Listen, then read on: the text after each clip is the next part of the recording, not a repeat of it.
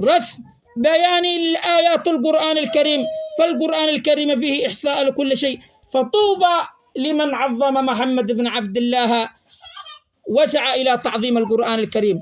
يا شباب، أنا أسهر ليل ونهار إن شاء الله فرضيات ونظريات. يجب أن نعظم محمد بن عبد الله، يجب أن نعظم كلام الله، وكلام الله لا يعلوه أحدا، وليس هناك أحسن قيلا من كلام الله أبدا، وليس هناك فرضيات أو نظريات أو كلام ينظم في الكون ليعلو على كلام الله أبدا.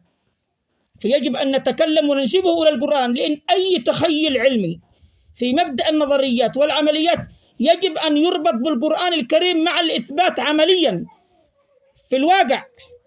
الله سبحانه وتعالى يقول لا يعجزه شيء في الأرض ولا في السماء. فلذلك أخبروا العرب واليمنيين والعالم واليهود والنصارى والماسونية وجميع دول العالم على أن العصفري قادم بأكثر من 1 مليار فرضية إن شاء الله، كلها من القرآن الكريم. إن شاء الله سأعمل ضربة لجميع العلوم وجميع التخصصات في جميع المجالات. إضافة إلى ذلك سأقوم بإنشاء أكثر من 1,000,000 علم إن شاء الله، وهذا قليل.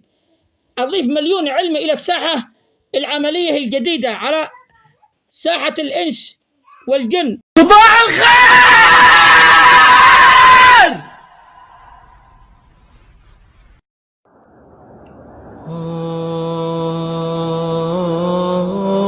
نعم، إنها المخدرات.